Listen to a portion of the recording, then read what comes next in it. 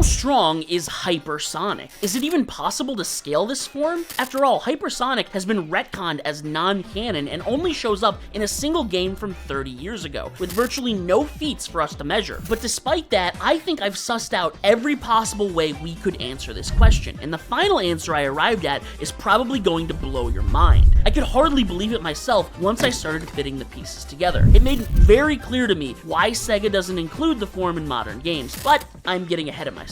What even is hypersonic? Appearing as the secret unlockable secondary transformation in Sonic 3 and Knuckles, Hyper was only available after you collected all 7 Chaos Emeralds, then collected each of them again as they transform into the gigantic Super Emeralds. An even further upgraded form of the glowing golden Supersonic, Hypersonic rapidly flashed the colors of all 7 emeralds, left after images everywhere he moved, had an aura of bursting sparks all around him, and could even life wipe every enemy on the screen with a special mid-air attack. The transformation is undeniably awesome, but its one appearance is also pretty simple. So what makes it so hard to scale?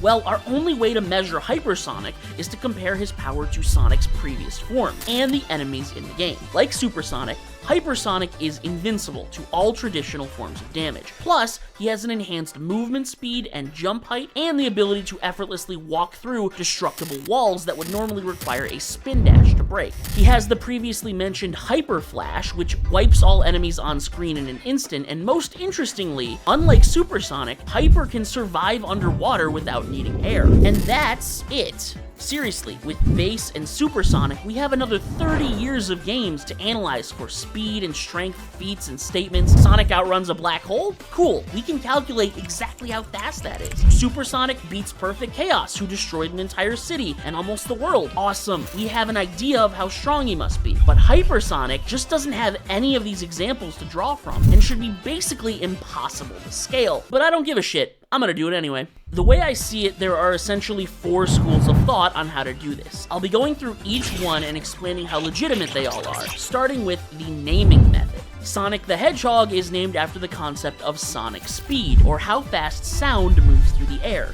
It has a definite, measurable velocity. His transformations are also based on this concept. So, transonic is approaching the speed of sound at 343 meters per second. Supersonic means something that surpasses the speed of sound. And hypersonic is when something travels at 5 to 10 times the speed of sound, about 1700 meters per second at a minimum. If we extrapolate from this, maybe the hypersonic form is simply as the name implies, 5 to 10 times faster and stronger than supersonic. Honestly, this would be a very easy answer that solves the whole thing in a snap, but unfortunately, there are some pretty big errors with this way of thinking. Basically, Sonic is meant to be represented by sound speed, and Supersonic represented by supersonic speeds. Great, that would mean Supersonic is capped at only being 5 times stronger than Sonic, and that is obviously incorrect. We'll get into the specifics later, but Supersonic is easily hundreds, thousands, maybe even millions of times faster than base Sonic on the low end. And the same is true of his strength. If the name is not an accurate signifier of his super form, why would we trust it to describe his hyper form accurately? This one just falls apart when you think about it. Next, this method I thought was actually pretty clever. All we need to do is boot up our Genesis and play the same level as both Supersonic and Hypersonic, measuring which of the two travels faster, specifically by calculating pixels traveled in a single second. From there, we should have a definitive multiplier, right? Well, this one was tough for a few reasons. First, the game is, believe it or not, actually designed around being fun and challenging instead of doing stupid calculations. So there aren't any long stretches of flat land for us to actually test this out. I tried isolating different variables, taking a stopwatch to each of them as they spun around the same loop-de-loop in various levels, but that requires some pretty precise inputs, and you're combating the physics of flying up a wall instead of moving straight. Eventually, I had to give in and see that some much smarter nerds had something better to say. Those with access to the game data have the raw numbers, and as it turns out, Hypersonic does accelerate faster than Supersonic, but they both have the same top speed value. Frickin' heck, man, I thought for sure this one would give me something to work with, but we can't calculate their difference in strength through pixel measurements. Although the good news is the next theory actually has some real legs. Going back to the drawing board, we need to consider how these transformations generations function. Sonic achieves a super form by using the 7 Chaos Emeralds all together at once. And we see a similar super form, glowing golden power, flight, invincibility, the whole shot, achieved by Mecha Sonic on the Sky Sanctuary using only the Master Emerald. And this makes sense considering what we know in the lore, that the Master Emerald has the power to neutralize the Chaos Emeralds, meaning the one big gem and the 7 smaller gems have roughly equivalent power. And because Hypersonic uses the Master Emerald to power up the Chaos Emeralds into Super Emeralds, then maybe the Hyper form is as simple as stacking 2 super forms, one from the Chaos Emeralds, one from the Master Emerald, on top of one another. That makes sense, right? So how do we scale that? The first way is very simple. The Master Emerald gives a super form, the Chaos Emeralds give a super form. That means 2 super forms. Hypersonic is as simple as a 2 times multiplier on top of Supersonic. Clean, straightforward, easy. It's almost too easy.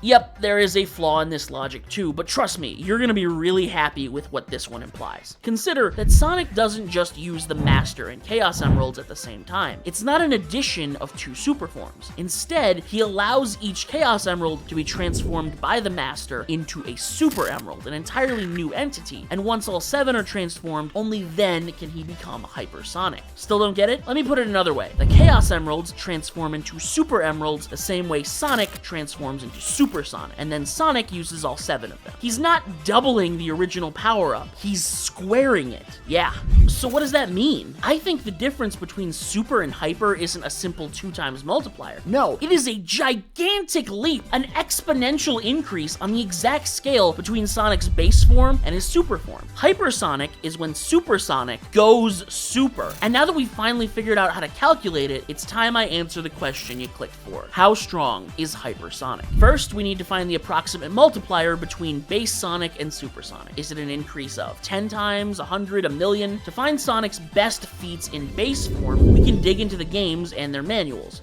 which I covered extensively in this video here, where I wanted to see if he could beat the villains from Dragon Ball Z. We know from this conversation with Omega, as well as the game manual for Sonic Unleashed, that Sonic can rather easily surpass the speed of light, which tracks with his best speed feat in base form, running along the outside of Eggman Nega's spacecraft in Sonic Rivals. We can use the stars in the background, triangulating their movement to the position of the ship, along with the knowledge that the average distance between stars in the Milky Way is about 5 light years, to calculate the speed of this ship as 546 million times faster than light. And Sonic is able to move along its surface, even reacting to and dodging meteors crashing into it, meaning he has reaction speed and movement equal to or greater than the speed of the spaceship, more than 500 million C. Now that might seem outrageous, it tracks pretty nicely with Sonic's best strength feat. In Sonic Battle, Eggman creates the Final Egg Blaster, an orbital death cannon that fires a laser capable of wiping out multiple solar systems at the very minimum. Shortly after this, the android Emerald absorbs the power of the Final Egg Blaster and transforms into Ultimate Emerald. Sonic then battles Ultimate Emerald and beats him in under 30 seconds. This means that Sonic displayed, at a minimum, multi-solar system attack potency and durability. So, we can clock base Sonic at far beyond the speed of light with the power to destroy solar systems. Supersonic can't be that much of a buff, right?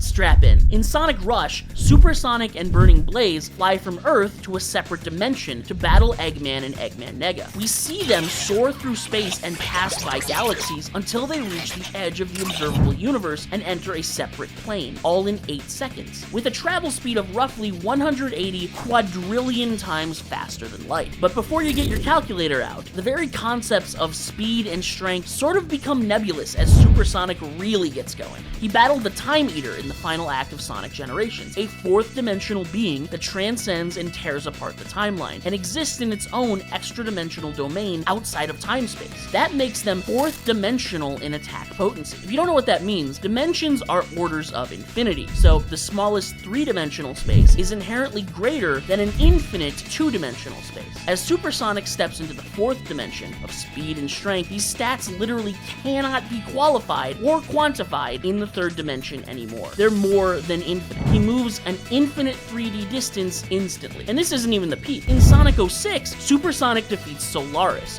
a superdimensional deity beyond time that was tearing apart the fabric of reality, could attack the past, present, and future simultaneously, and was ending every single timeline, an infinite number of them. Sonic won that fight with the help of Silver and Shadow, but the Sonic 06 guidebook even states that Supersonic alone is more powerful than Solaris. So that places Supersonic as high complex multiversal, or fifth dimensional, immeasurable movement speed, and acausal destructive capability. So, taking a step back, the jump from Sonic to Supersonic isn't a simple multiplier in strength and speed. It's not even orders of magnitude stronger. It's multiple orders of infinity stronger. Supersonic is specifically a minimum of 2 orders of infinity stronger than his base form. I say minimum because there is one way to scale him even higher. In Sonic Frontiers, the End peers into Sonic's mind and claims to be infinitely more powerful than any of the gods or monsters he's faced in the past. Now, Sonic did canonically beat Solaris, but it's unclear whether he remembers it or not. If he does remember that erased timeline, then the End saw that fight and still wasn't impressed, making it a 6th dimensional being, and Supersonic would be too, meaning the superform multiplier is at the high end 3 orders of infinity. And so, now that we've done the math, after all this work, we can finally answer the question, how strong is Hypersonic?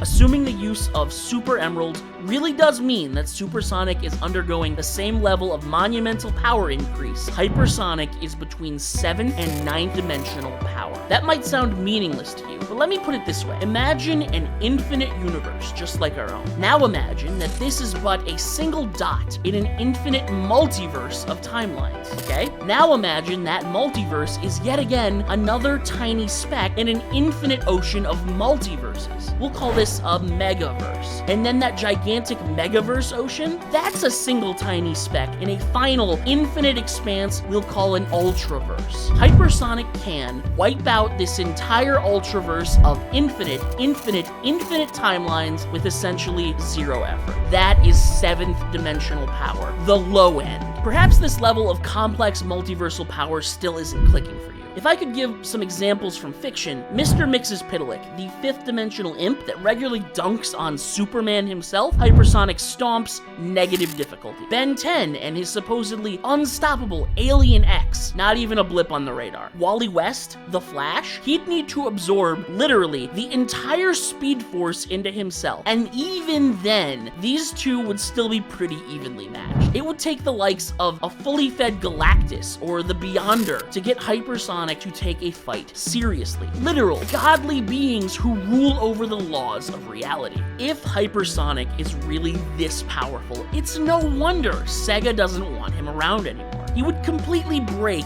any game he's in, thoughtlessly deleting his enemies from existence with a wave of his hand. But damn it, I still really want him to come back. And I'm guessing you do too. Stay frosty.